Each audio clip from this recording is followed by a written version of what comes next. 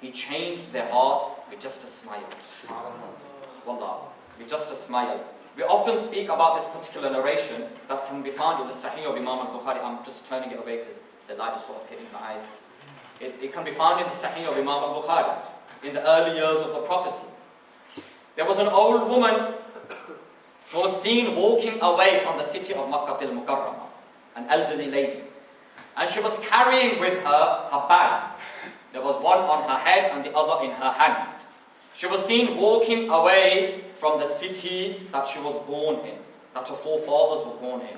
That city where she received her education in worldly and religious matters. That was her homeland, you understand? That was her crib. That was her yard, you understand? Those were her ends. The streets of Al-Aziziyah, those were her ends, you understand? That's where she used to chill with her homies. Not boys, yals. You understand? That was her thing, that's where she was from. You know, your house, your area that you live in.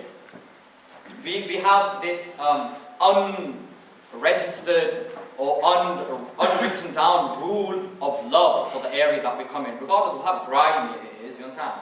Doesn't matter if it's a ghetto of the ghettos, but you've got this attachment to that place. For example, the area that I come from in Leicester, Highfields, you understand? Renowned for drug dealing, renowned for its red, blue, purple light districts, renowned for everything you can think of that is negative. Trust me. But that's my yard, you understand? Those are my ends. Not the drug dealing area or that bit. My house is there. So I'm proud of that area. Alhamdulillah, Allah subhanahu wa ta'ala chose for me to be born and grow up there. And then back in Africa where we come from, it's the same. The area that I come from, Zanzibar Island, in the area that we live in is called Milandege. Milandege means where there's a lot of birds. We've got a lot of trees in our area and there's a lot of birds there. And Ats Iqbal wants to visit that area one day, inshallah. That area where Milandege is up there is renowned for drug dealers.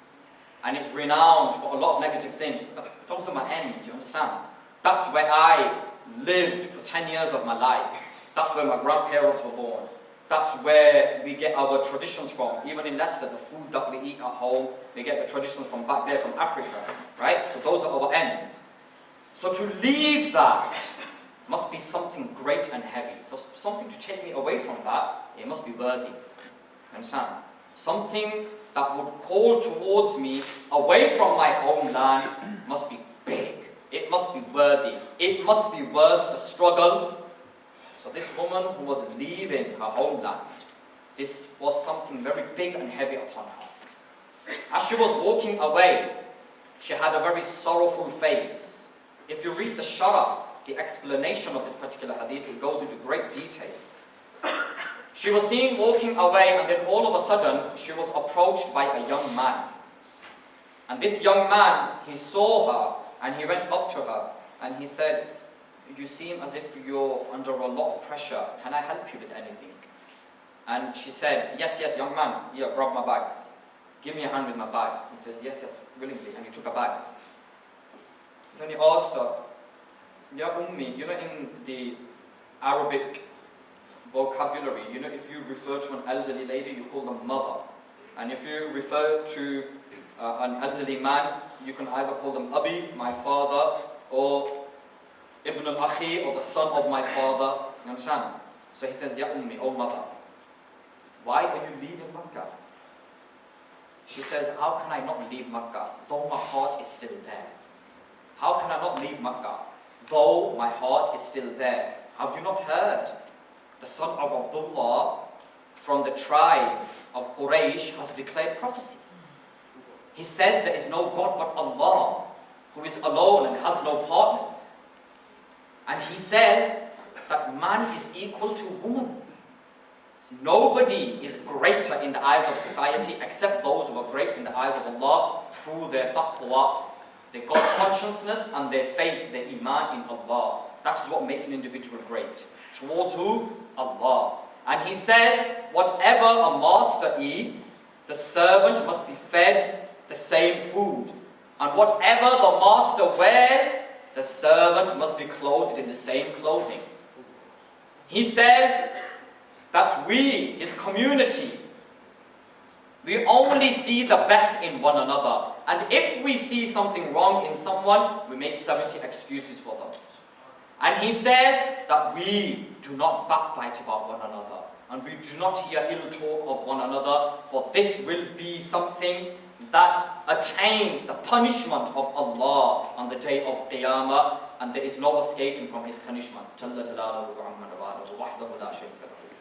He's saying these things, whereas we have always believed in the Lord of Hubal and Qubal. And she was naming these idols that were placed inside the Kaaba. And she said, we as women, we are not equal to the men. They have a right over us that even if they want to gamble us, they gamble us away. And she was speaking about the traits of Jahiliyyah, of ignorance, where mankind was involved in ghafla, total heedlessness. And then she says, well, do you know what I think? And this man just smiled at her. And do you know what I think? I think that man is a liar. هو كاذب وهو شاعر وهو ساحر. He's a liar. He's a poet. There's no revelation upon him. And he's someone who does black magic. I curse him. And then she cursed him. And then she looked towards him. You know when you're speaking to someone and you give someone a gesture, when you look towards them and you give a slight nod, and if they agree with you, they nod back. So she nodded towards him, and he nodded back. And he carried on walking. And then she says, okay, son, I'll be okay from here. Give me my bags. And he smiled at her, and he gave the bags back to her. And then she starts to walk away. And then she stopped, and she says, لكن من أنت وما اسمك? But listen, who are you? And what's your name? He said, Ismi Muhammad wa ana ibn Abdullah. I am that Muhammad, and I am the son of Abdullah. The one that you spoke about, that is me. She puts her bags down, and she says, by him in whose hands is my life. If truly it is you, Ashhadu an la ilaha illallah, wahdahu la sharika la, wa anna Muhammadan abduhu wa rasuluhu. What made her come towards the deen, my brothers and sisters? And remember, one person coming towards the deen, it's what? It's like a nation that has come towards the deen. Because from them, inshallah, believers will be born who will testify. Who will testify to the oneness of Allah.